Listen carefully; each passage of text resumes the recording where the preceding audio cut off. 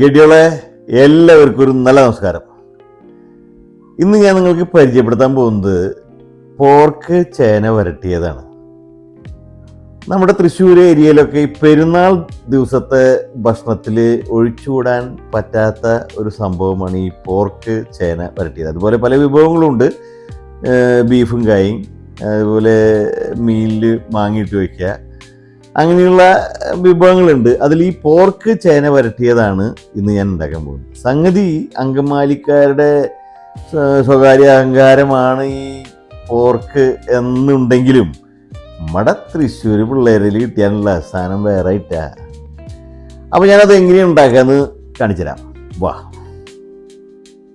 അപ്പോൾ അതിലേക്ക് ആവശ്യമായ ഇൻഗ്രീഡിയൻ്റ് എന്ന് പറഞ്ഞു കഴിഞ്ഞാൽ, പോർക്ക് ഇവിടെ ഗൾഫിലായതുകൊണ്ട് ഫ്രോസൺ പോർക്കാണ്, അത് ക്യൂബായിട്ട് മുറിച്ച് കിട്ടും.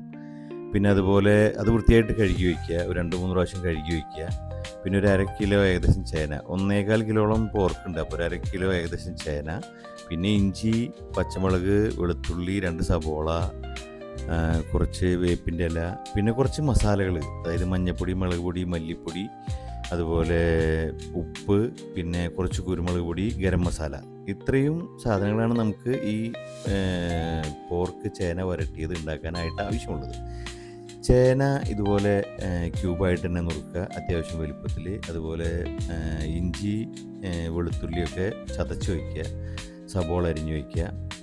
പിന്നെ ഈ കഴുകി വെച്ച പോർക്കിൽ ഈ ഇഞ്ചി, വെളുത്തുള്ളി ചതച്ചത് കുറച്ചിടുക. പിന്നെ അതുപോലെ കുറച്ച് മഞ്ഞൾപ്പൊടി, അത് ഏകദേശം ഒരു ചെറിയ ടീസ്പൂൺ കൊണ്ട് 1 ടീസ്പൂൺ വെച്ചോ, ചെറിയ സ്പൂൺ കൊണ്ട് 1 സ്പൂൺ മഞ്ഞൾപ്പൊടി. പിന്നെ അതുപോലെ മുളക് പൊടി, നാടൻ മുളക് പൊടിയൊക്കെ ആണെങ്കിൽ 1 സ്പൂൺ, ഞാനൊരു 1.5 സ്പൂണോളം ഇട്ടുണ്ട്. പിന്നെ അതുപോലെ കുറച്ച് പച്ചമുളക്, 2-3 പച്ചമുളക് നടുവെ കീറിയിട്ടിട്ടുണ്ട്. പിന്നെ അതുപോലെ കുറച്ച് വേപ്പിൻ്റെ ഇല. പിന്നെ അതുപോലെ കാശ്മീരി ചില്ലിയാണ് കുറച്ച് ഞാൻ ഉപയോഗിച്ചിട്ടുണ്ട്, കാരണം കുറച്ചൊരു കളർ മാറ്റത്തിന് വേണ്ടിയിട്ട്. പിന്നെ ഉപ്പ് പാകത്തിന്, കുറച്ച് കൂടി നിന്നാലും കുഴപ്പമൊന്നുമില്ല ഉപ്പ്, കാരണം എന്താണെന്ന് വെച്ച് കഴിഞ്ഞാൽ നമ്മളിനി ചേന ഇടും വേവിക്കുമ്പോൾ, അപ്പോൾ മീൻസ് വേവിച്ച് കഴിഞ്ഞതിന് ശേഷം, അപ്പോൾ ആ ഉപ്പ് ചേന പിടിച്ചോളും. അപ്പോൾ അതുകൊണ്ട് ഉപ്പ് കുറച്ച് കൂടുതലിട്ടാലും കുഴപ്പമില്ല. അത് വൃത്തിയായിട്ട് ഒന്ന് തിരുമ്മി വെച്ച് കുറച്ച് നേരം ഒന്ന് മാറ്റി വയ്ക്കുക. അപ്പോൾ ഈ സമയത്ത് വേണമെങ്കിൽ നമുക്ക് എന്താ പറയുക, കുറച്ച് തേങ്ങ ചിരകിയത് വേണം, ഒരു പിടി, അതൊന്ന് വറുത്തെടുക്കേണ്ടതായിട്ടുണ്ട്. അപ്പോൾ അതിന് മുന്നായിട്ട് ഈ മാരിനേറ്റ് ചെയ്ത പോർക്ക് ഒരു കുക്കറിലേക്ക് മാറ്റിയിട്ട് ഒരു നുള്ളു വെള്ളം ഒഴിക്കാം. ഒരു നുള്ളു, അധികം വേണ്ട, അതിൽ വെള്ളം ഉണ്ട് ഓൾറെഡി, അപ്പോൾ ഒരു നുള്ളു വെള്ളം ഒഴിക്കാം. അത് ഒരു 2 വിസിലടിക്കുക, എന്നിട്ട് ഓപ്പൺ ചെയ്യരുത്. 2 വിസിലടിച്ച് അവിടെ എയർ പോകാനായിട്ട് വെക്കുക. ആ സമയം കൊണ്ട് നമുക്ക് ഈ പറയുന്ന തേങ്ങ ചിരകിയത് ഒന്ന് ലൈറ്റായിട്ട് വറുത്തെടുക്കേണ്ടതായിട്ടുണ്ട്. അധികം വലിയ ബ്രൗണൊന്നും ആവണ്ട, കരിക്കൊന്നും വേണ്ട, ഒരു നോർമൽ രീതിയിലുള്ള ഒരു ലൈറ്റ് ബ്രൗൺ.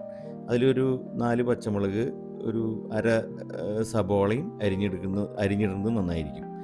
ഇത് ആളുകൾ ഇപ്പം നമ്മുടെ നാട്ടിലൊക്കെ അമ്മമാർ പെരുന്നാൾ ദിവസങ്ങളിലൊക്കെ എങ്ങനെ ചെയ്യുന്നത്, അതായത് ഇപ്പോൾ ഈ പോർക്കാവുമ്പോൾ അതിൽ ചേനയിടും, കോഴിയാകുമ്പോൾ അതിൽ ഉരുളൻകിഴങ്ങിടും, അതുപോലെ പോത്താകുമ്പോൾ അതിൽ കായിടും. അങ്ങനെ കഷ്ണങ്ങൾ ഇടുന്നതിൻ്റെ ഒരു ടെക്നിക്ക് എന്താണെന്ന് വെച്ച് കഴിഞ്ഞാൽ, ഈ പെരുന്നാളൊക്കെ ആകുമ്പോൾ ഒരുപാട് ആളുകൾ ഉണ്ടാവാം വിരുന്നുകാരായിട്ട്, അപ്പോൾ എല്ലാവർക്കും എത്തണ്ടേ ഇത്.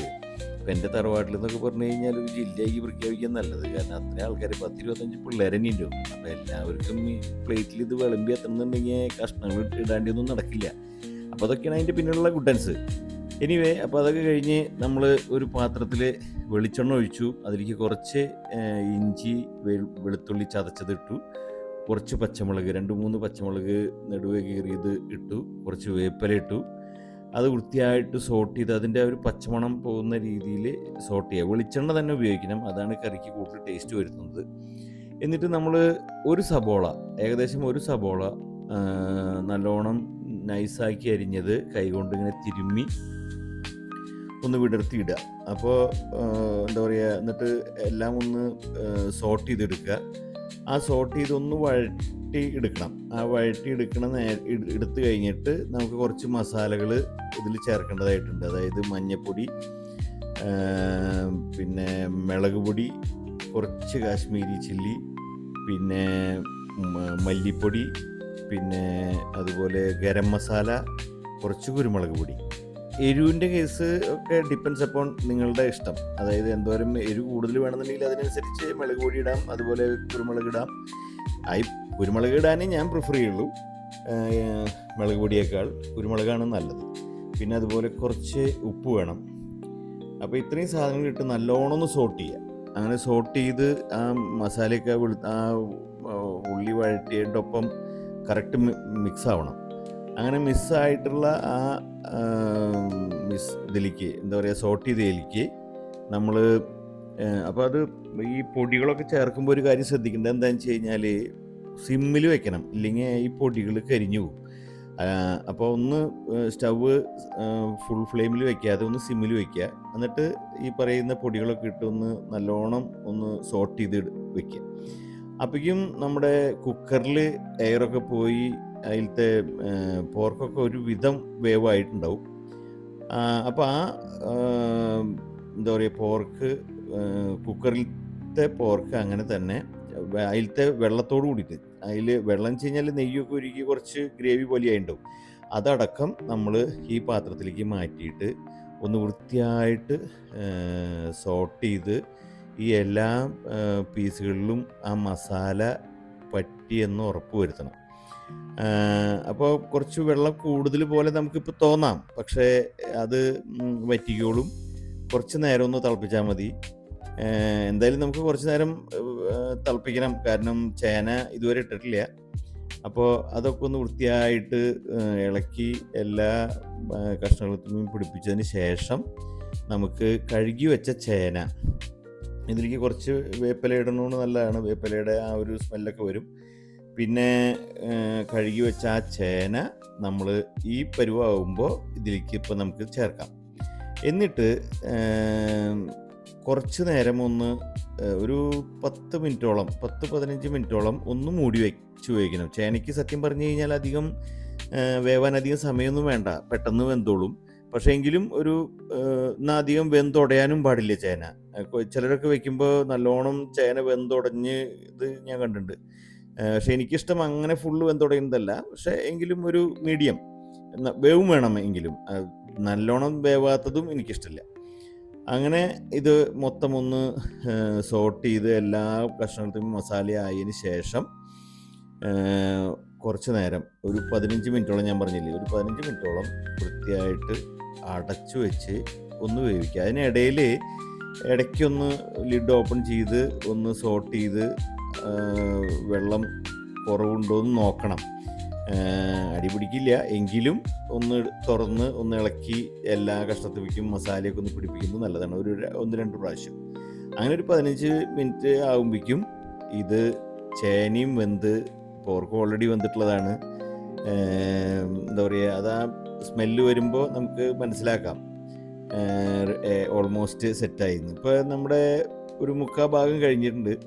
ഇനി ഈ സമയത്ത് നമുക്ക് ചെയ്യേണ്ടത് എന്താണെന്ന് വെച്ച് കഴിഞ്ഞാൽ, മുൻപ് നമ്മൾ തേങ്ങ വറുത്ത് വെച്ചിട്ടുണ്ട്. തേങ്ങയും കുറച്ച് സബോളയും ഒരു 4 പച്ചമുളകും ഒന്ന് വറുത്ത് വെച്ചത് ഒന്ന് മിക്സിയുടെ ചെറിയ ജാറിലിട്ട് ഒന്ന് ക്രഷ് ചെയ്തെടുത്താൽ മതി. ഒന്ന് അത് പേസ്റ്റ് ആക്കരുത്, ഒന്ന് ക്രഷ് ചെയ്ത് ഈ പരുവാവണം. കണ്ട ഈ പരുവത്തിലൊന്ന് ക്രഷ് ചെയ്തെടുക്കുക പൊടിയായിട്ട്. എന്നിട്ട് അത് ഈ പറയുന്ന നമ്മുടെ പോർക്ക് ചേനയിലേക്ക് ഒന്ന് തൂവി കൊടുക്കുക, എല്ലാ ഭാഗങ്ങളിലേക്കും ഒന്ന് ആക്കുക. എന്നിട്ട് വൃത്തിയായിട്ടൊന്ന് കയ്യിൽ കൊണ്ട് ഒന്ന് സോട്ട് ചെയ്ത് എല്ലാ ഭാഗത്തേക്കും അത് ആകത്തക്ക രീതിയിലൊന്ന് സോട്ട് ചെയ്ത് വൃത്തിയാക്കി എല്ലാ ഭാഗത്തേക്കും ആവുന്ന രീതിയിലാക്കിയിട്ട് കുറച്ച് വേപ്പിലയൊക്കെ ഇട്ട് ഗാർണിഷ് ചെയ്ത് അടച്ചു വയ്ക്കുക. അപ്പോൾ നമ്മുടെ ഓൾമോസ്റ്റ് ഈ പറയുന്ന പോർക്ക് ചേന വരട്ടിയത്, അത് തൃശ്ശൂർ സ്റ്റൈല് അടിപൊളി കറി തന്നെയാട്ടാ, ഒരു രക്ഷയില്ല. കിഡിലോസ്കി ടേസ്റ്റ് എന്ന് പറഞ്ഞാൽ കിഡിലോസ്കി ടേസ്റ്റ് തന്നെയാണ്.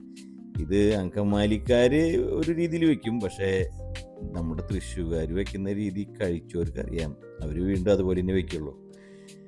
അതിപ്പോൾ എല്ലാത്തിൻ്റെ കൂടെയും കഴിക്കാം, പൊറോട്ടയോ ചപ്പാത്തിയോ നല്ല ചോറോ അപ്പോൾ ഞാൻ കുറച്ച് റൈസാണ് ഉണ്ടാക്കിയിട്ടുള്ളത്. അതിലേക്ക് ഒരു ലേശം കറി എടുക്കണു, പിന്നെ അതുപോലെ ഒരു ഭംഗിക്ക് പപ്പടം, പിന്നെ ഒരു ഇച്ചിരി അച്ചാറും. എന്ത് കോമ്പിനേഷനാണെന്നറിയോ? ഒരു രക്ഷയില്ല മക്കളെ. ഉണ്ടാക്കിയിട്ട് കഴിച്ചു നോക്കിയോ? കിഡു ടേസ്റ്റ് എന്ന് പറഞ്ഞാൽ കിഡു ടേസ്റ്റാ. അപ്പോൾ നിങ്ങൾ ഇതിൻ്റെ വിവരം ഉണ്ടാക്കിയിട്ട് കമൻറ്റിൽ ഇടാൻ മറക്കരുത്. അടുത്ത വീഡിയോ ഒക്കെ ആയിട്ട് ഞാൻ വരുന്നവരേക്കും എല്ലാവർക്കും ഗുഡ് ബൈ.